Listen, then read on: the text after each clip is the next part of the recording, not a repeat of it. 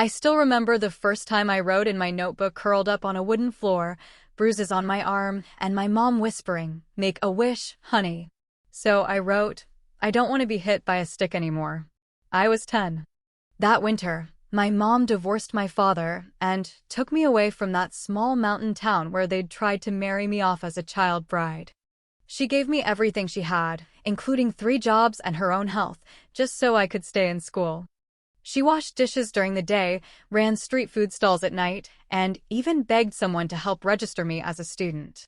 I never stopped writing in that notebook me tiny, childish wishes like wanting a scarf that didn't pill, a duck clip that cost $2, gloves that kept my hands warm, and number 28 on the list, to eat a real birthday cake with my mom. That one never came true. Mom collapsed from a brain hemorrhage on her way to buy me the cake. I cried so hard the sky turned black, and still, she never came back. I was 15. I sealed the notebook and didn't touch it for a year. But life didn't pause. By the time I was in my second year of high school at Jefferson High in California, I was used to being alone. My new wishes became smaller, like finishing all my part-time jobs by 10 p.m. or ranking top 5 in the monthly exam so I could earn scholarship money to help with rent. I thought about food a lot. My seatmate would order KFC for lunch, and the smell would practically murder my soul. I wondered what it tasted like: salty? Crunchy? Real chicken? But I couldn't ask. My friends invited me to movies, saying the lead actor was totally my type, but I'd lie and say I was busy. Movie tickets were $15, and that meant no dinner for 3 nights. Sometimes I wished I could raise a kitten, but I couldn't even afford my own meals. My life was a constant calculator. Every bite, every sock, every pen was a cost-benefit analysis. Then came Ethan Carter, the new kid from the next class. The rich one. Everyone knew his name by the second day because he bought KFC for the entire class. A week later, he booked a private theater so we could watch the latest Marvel movie together. He had the swagger of a movie star and the money to match.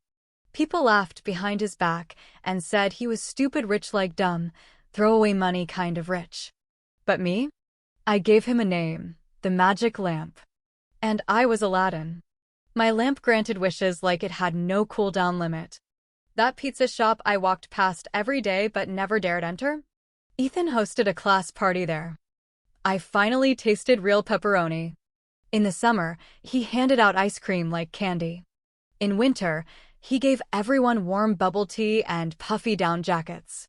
That winter was the first I ever spent without frozen ears or aching fingers. For someone like me, that was luxury. But life doesn't hand out fairy tales forever.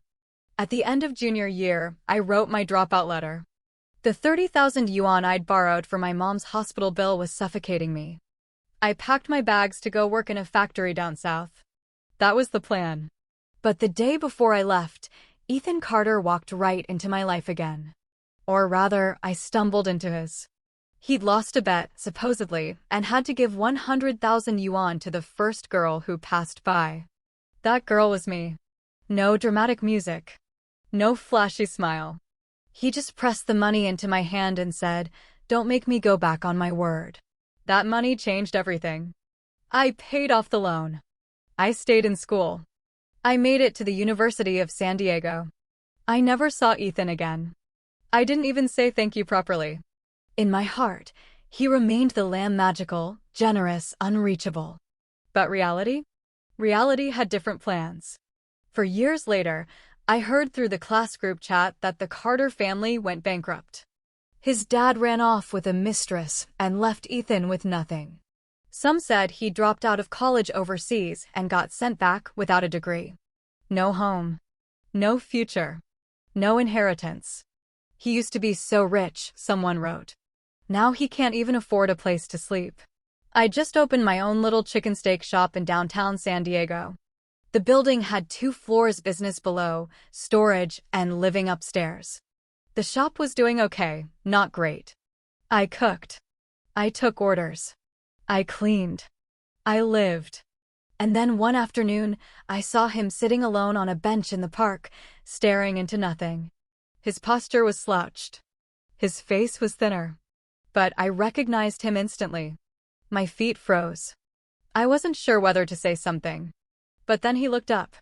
Straight at me. Maybe he didn't recognize me.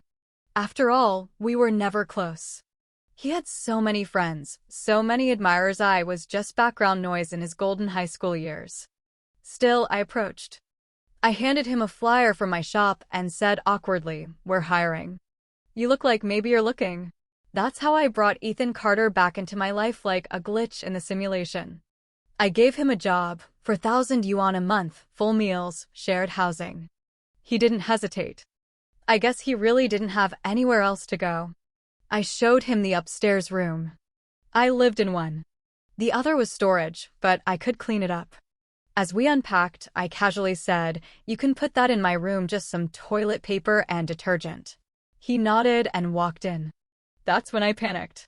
Because on the desk, there was a photo. A graduation photo. Taken by a school photographer. Ethan stood dead center with his bleach blonde hair, ripped jeans, skull t-shirt.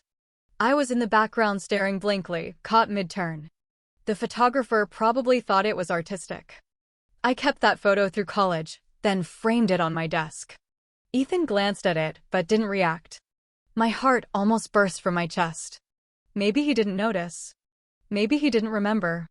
After all, the guy in the picture with the punk haircut and the arrogance was not the same man standing beside me now, hair cropped clean, hoodie zipped up, expression unreadable. Later that night, I cooked us dinner. He barely ate. The same thing happened the next day and the next. I watched him shrink like he was fading away. So I took him to a Western bistro. Ordered him steak and salad, something fancy.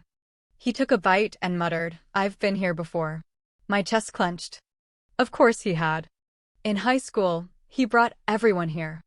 He paid for meals like it meant nothing. Once, on a whim, I invited him too. Just once. I was working part-time and blew my whole paycheck on that dinner. He came. I don't know why. Maybe he felt bad. Maybe he chose me at random to shut everyone up. I'll never know. That night, he ate everything. Said the chef had skills. Said it tasted just like the expensive places he was used to. I thought my heart might combust. For once, Aladdin got to feed the lamp. I didn't expect much more than that. But after the meal, as I reached for my wallet, Ethan asked softly, "You remember me, don't you?" He was staring straight at me. Calm. Focused. His voice low. "You know who I am. That photo on the desk. That's me, right?" My hands froze.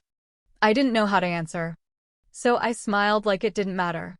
Like I hadn't spent years wondering if I'd ever see him again. The moment Ethan looked me straight in the eye and asked if I remembered him, if that photo was really him, I swear my heart dropped to the soles of my feet. My brain screamed to play it cool, but my mouth froze and my pulse went rogue. I smiled it off and changed the subject, and to my surprise, he didn't press further. That night, after we closed the shop, I went back to my room and stared at that framed picture under the soft yellow desk light. I remembered how I felt the day it was taken, confused, flustered, caught in a memory I hadn't even made yet. He was the golden boy back then, and I was just a nobody who happened to be in the same frame. That was all. Until now. Except now, things weren't so golden anymore. Ethan was still sleeping in the room next door, still barely talking, still pushing food around his plate like he didn't know what hunger meant. So I decided to take the initiative again. I booked us a table at Rosewood Bistro, the same Western place where I'd once spent my entire paycheck just to treat him during high school. I didn't tell him until we got there. He looked around, scanned the place, and quietly said, "I've been here." I nodded. "Yeah, I remember." He looked at me, then down at his plate. "Back then, I wasn't very nice to you." I didn't say anything because he wasn't wrong. But it wasn't about being nice. It was about how someone like him, who had the whole world in his pocket, chose to drop a piece of it into mine, and that piece saved me. I didn't need kindness. I needed a miracle. And for a moment, he was that. As we left the restaurant, I handed him a bag of toiletries, shampoo, body wash, even a toothbrush. "I forgot to give these to you earlier," I said. He took it silently, but when he peeked inside, he raised an eyebrow. You buy Kerastays for your employees? There was a teasing lilt in his voice that caught me off guard. I blushed hard. No, I mean okay, it was on sale. I use it too. Just figured we'd share. But he'd already seen the cheap drugstore shampoo I used, the one with the neon green cap and $2 scent. He didn't say anything though. Just let it go with a hum. That's always been his style, quiet observation, zero confrontation. Reminded me of back in high school, when I stained my pants on the first day of my period and the boys at the back started laughing. Ethan got up, walked over, and punched one of them in the face. He got detention and a public lecture from the principal, but no one ever laughed at me again. Not that he ever said a word to me about it. Just did what he thought was right and moved on. That was Ethan. My magic lamp, the one that never asked for thanks. The next morning, he helped me carry delivery boxes into storage. Set it in the supply room, I said, forgetting again that that's where I kept the photo. I rushed in a second too late, already seen it. But again, he said nothing. Just turned and asked if we were out of trash bags. That evening, we were cleaning up when a soft knock came at the door. We're out of shampoo, Ethan said, hair still wet from a shower, shirt damp, barefoot on the cold tile. I handed him the bag of refills I'd bought and tried not to stare at the water dripping down his jawline. It was weird seeing him like this, raw, quiet, vulnerable. Like the world had peeled off all the layers of Ethan Carter and left just the boy underneath. He turned the bag over in his hand. Did you buy this for me? I shrugged. Just figured you'd need it. His smile was faint, almost invisible. The shampoo of your employees, huh? I laughed, then regretted it. My chest tightened. I'd spent so long thinking of him as this godlike figure that now, being so physically close, so normal, it messed with my head. Like I didn't know where I stood anymore.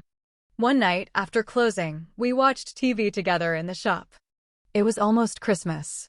Commercials blared with Santa hats and festive jingles. If you have a girlfriend, the host said, give her the day off tomorrow. Celebrate together. Ethan glanced at me. I looked down, embarrassed. No pay deduction, I added quickly. Employee benefit. He didn't smile. I don't have a girlfriend. There was a pause, the kind that stretches longer than it should. Then he added, but I do like someone. I blinked. Oh. My voice cracked. What kind of girl is she? He stared at the flickering TV screen for a long time. She was the smartest girl in our class. Always working. Always tired. I wrote her a love letter once. Never gave it to her. My throat closed. Why not? Didn't want to distract her, he said simply. She had enough to worry about. I didn't say a word. My heart was pounding too loud. Ethan continued. My friend said she'd feel pressured. So I hid the letter. Went overseas. Never saw her again. He glanced at me then. But I saw her recently. And she feels different. Softer. Real. I couldn't breathe. Do you think, he asked, it's possible to end up with the person you like? I looked away. Depends. Sometimes reality wins. The next day, Vanessa Collins showed up. In full makeup, designer coat, perfect hair. She pushed past customers like a hurricane and lunged straight at Ethan. Why aren't you answering my calls? I've been looking everywhere for you. Her voice cracked with emotion.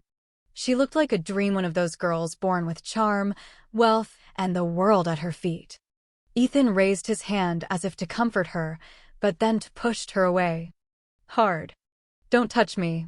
Vanessa froze. You're still mad? I talked to my mom. I can talk to my dad too.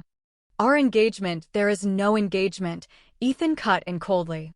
Our parents arranged that. I never agreed. Her eyes widened. But I have the letter. The one you wrote, it wasn't for you, he snapped. Her face crumpled. She came back several more times, each one more desperate than the last. Ethan never looked at her the same again. He blocked her number, called the police once, even joined a dating site to make a point. The class group chat exploded. Everyone gossiped like crazy. She was his first love. She's so brave, chasing love like that. He's just a jerk now because he's poor. I stayed out of it. Until Vanessa sent me a friend request.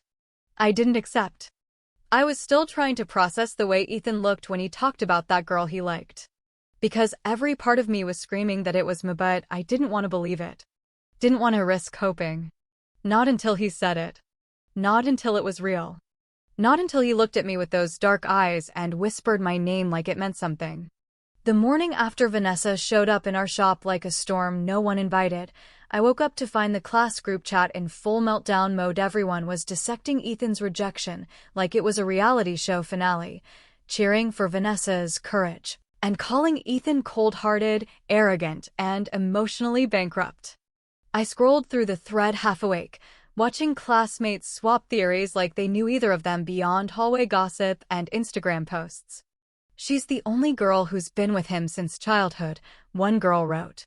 "They were meant to be engaged," someone else chimed in, followed by a deluge of emojis, screenshots, and screen-recorded clips of Ethan shutting the door on Vanessa while she sobbed in a white fur coat outside my shop.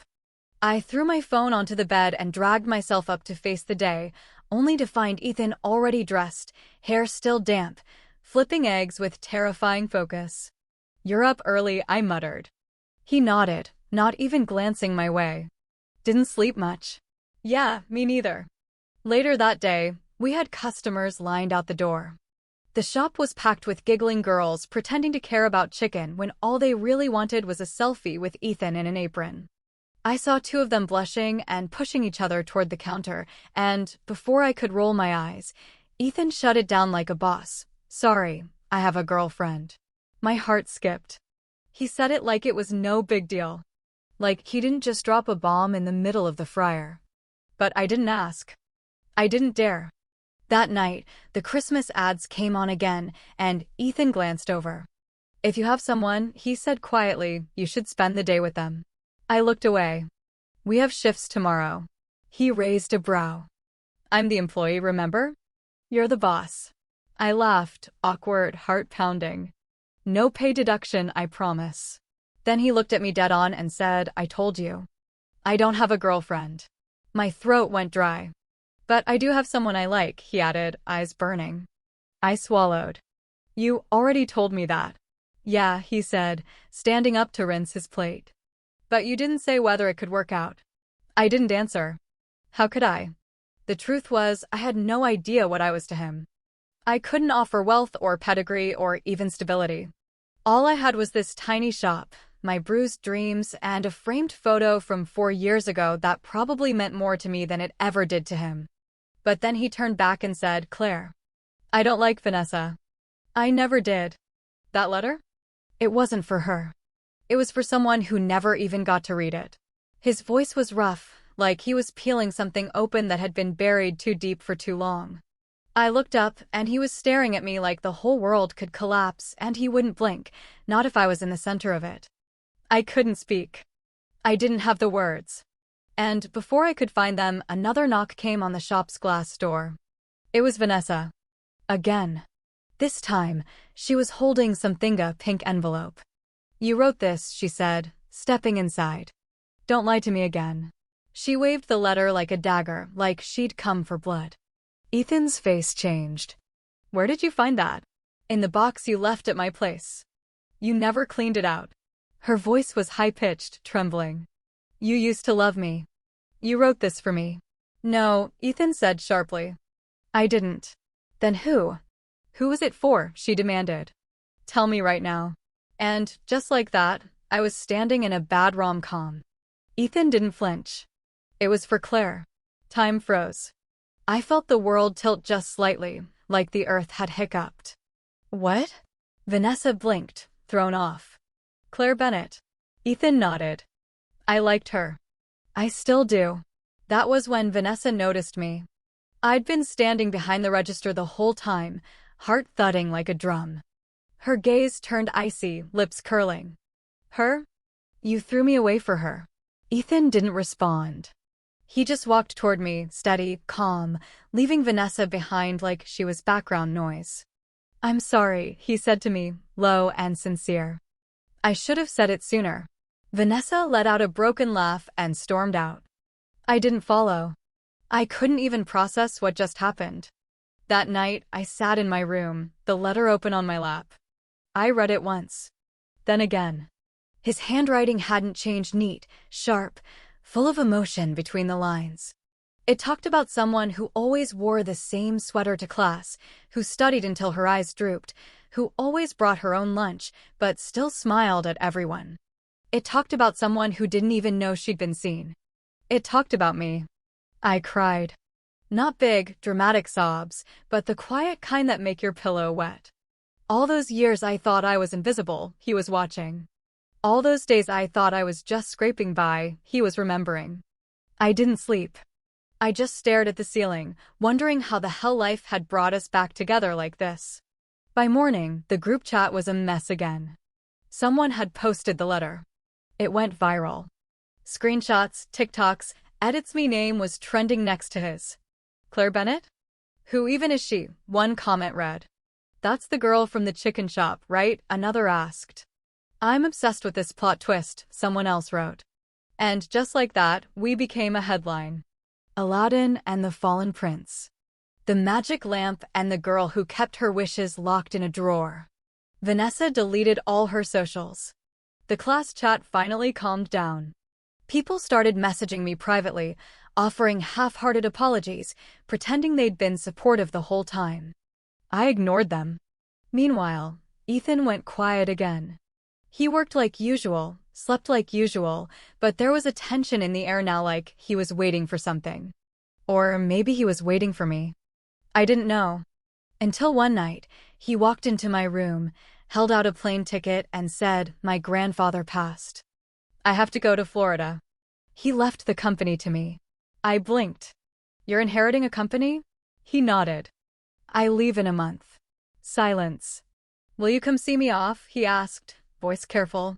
I nodded slowly. Yeah, of course. He smiled soft and real. Thanks. Then he left. I stared at the ticket for a long time after he closed the door. Florida felt far. So far.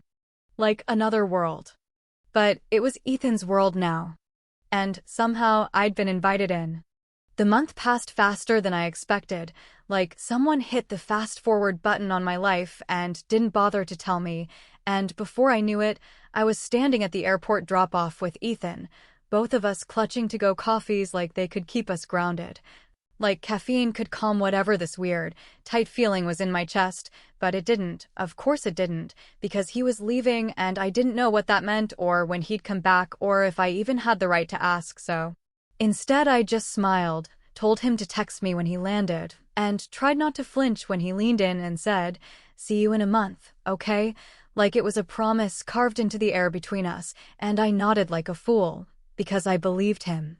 Because I always believed him. Because he was Ethan Carter and I was still the girl who once wrote down, "I want a birthday cake with my mom," in a notebook that never got finished. And he was the boy who made miracles feel casual, but sometimes even. Miracles fall short of fate, because 2 days later, I got a phone call that shattered everything. The taxi he was riding to the airport got hit hard. Some reckless driver ran a red light, and now Ethan was in critical condition, in surgery, unconscious.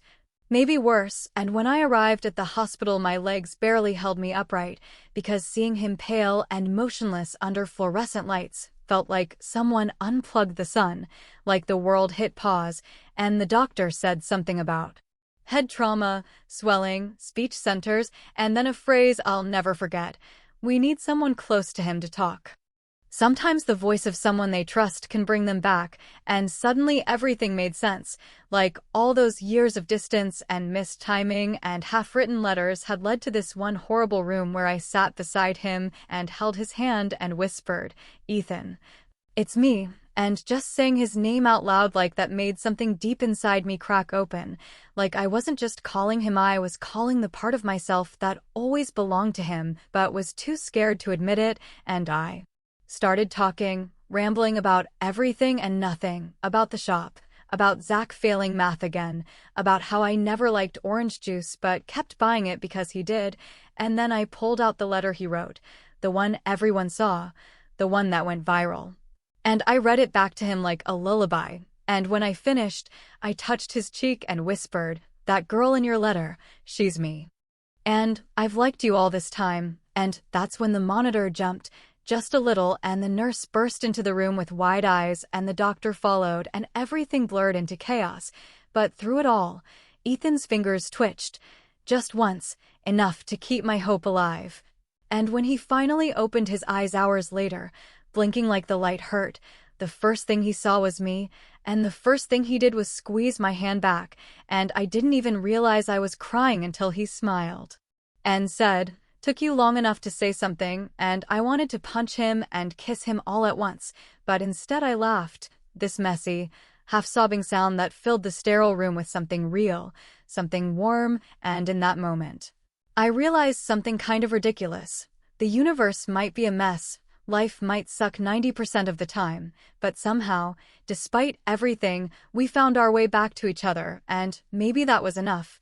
Maybe that was the miracle I never dared write down. The one wish I thought was too big to ask for, too precious to waste ink on, but here it was anyway, unfolding right in front of me in a hospital bed with beeping machines and a boy I once thought belonged to another world, and now he was mine. And I wasn't going to let go. Ethan didn't remember much about the accident except for the blinding lights and a loud crack like the universe itself splitting open, but he remembered me, and that was enough to make every terrifying minute in the waiting room worth it. Enough to make all the gossip and the noise and the comments on social media fall away, because he looked at me with those dark eyes and said my name like it was home, and from that moment on I decided I wasn't going to let fear steal another second from us. I stayed by his side through recovery, through the dizziness and headaches, through the speech therapy and mood swings, through the moments when he'd zone out mid-sentence or wince from phantom pain, and I didn't care, not once, because he was still Ethan.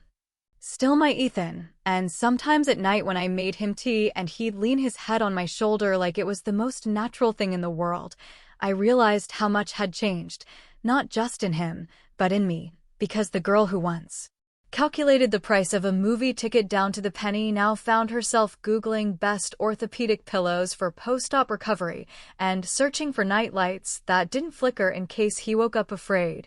And somewhere in the middle of all that healing, we started building something new, something quiet and real and full of warmth in all the places I didn't know were still cold inside me. And for a while, things felt good, better than good. They felt whole, until the world came knocking again. This time in the form of a lawyer and a will and a legacy that couldn't be ignored. Ethan's grandfather had left him everything: a company, the properties, the shares, the obligations, and even though Ethan had been delaying the inevitable for weeks, the truth was, he had to go back to Florida to pick up where his family had fallen apart, and I knew it before he said it. Knew it in the way he lingered on the porch a little too long after we locked up the shop. Knew it in the way he held my hand just a bit tighter when he helped me wipe down the tables. So when he finally told me he'd be leaving soon, I nodded before he even finished the sentence, because I understood. I really did, but that didn't mean it didn't hurt. And maybe he saw it on my face, because he kissed my forehead and whispered, "I'll be back for you," like it was a vow he'd carry across state lines, and I nodded again, trying not to cry, and said, "You better, because that's the kind of girl I am now, one who loves fiercely but doesn't beg to be chosen." And when I dropped him off at the airport this time, it felt different, not like a goodbye, but like a pause, a comma in a sentence that hadn't ended yet. And I watched him disappear through the terminal doors with a weird mix of pride and anxiety bubbling in my chest. And I went back to the shop, to Zach who still couldn't pass algebra, to customers who asked if the tall guy was coming back soon, to the framed photo still sitting on my desk, and I waited. Not like before, not with desperation, but with a quiet kind of faith that whatever was meant to be mine would stay.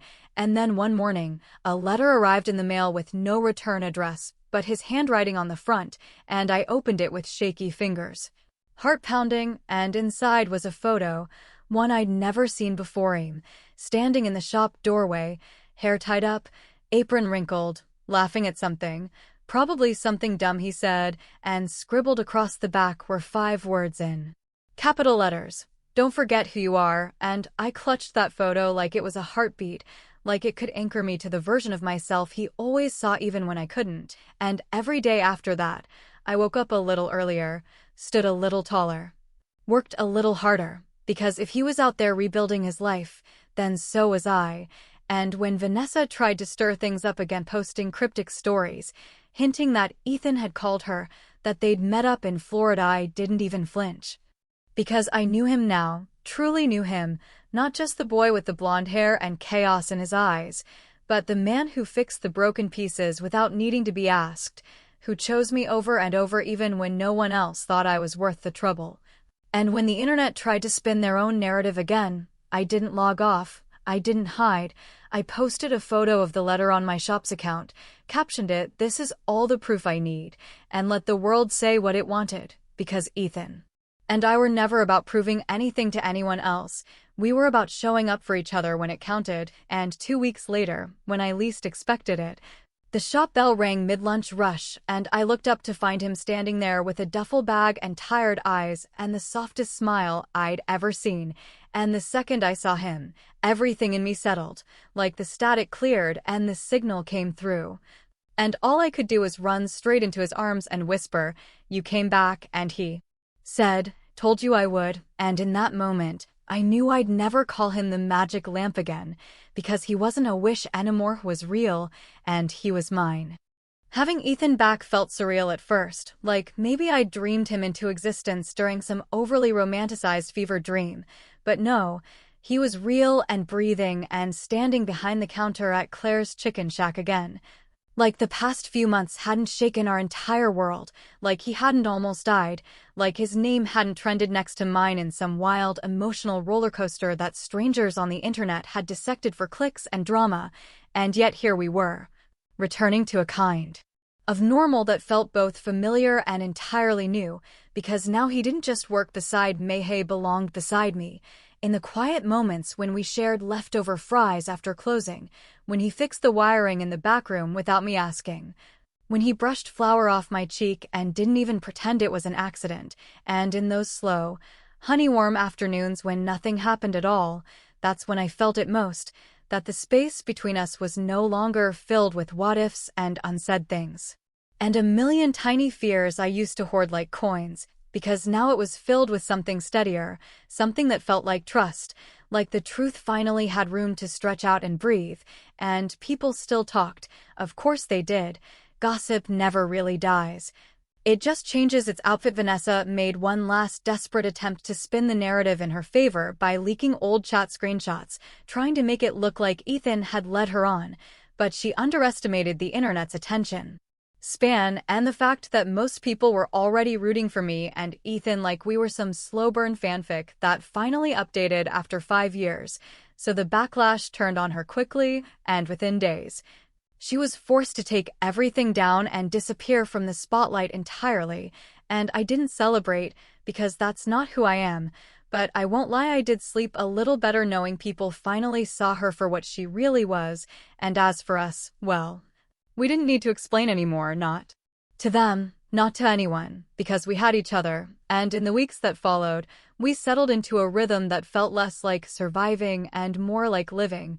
Ethan started taking business calls again, slowly, cautiously, discussing how to transition his grandfather's company into something leaner, cleaner, more ethical, and I kept running the shop, expanding the menu, teaching Zach how to properly season chicken without turning it into a salt bomb, and on quiet nights, we'd walk by the harbor, and he'd tell me about his dreams, not the flashy ones with yachts and champagne, but the quiet ones, opening a bookstore cafe, publishing a photography collection, maybe even starting a scholarship fund for students like me who once thought college was out of reach.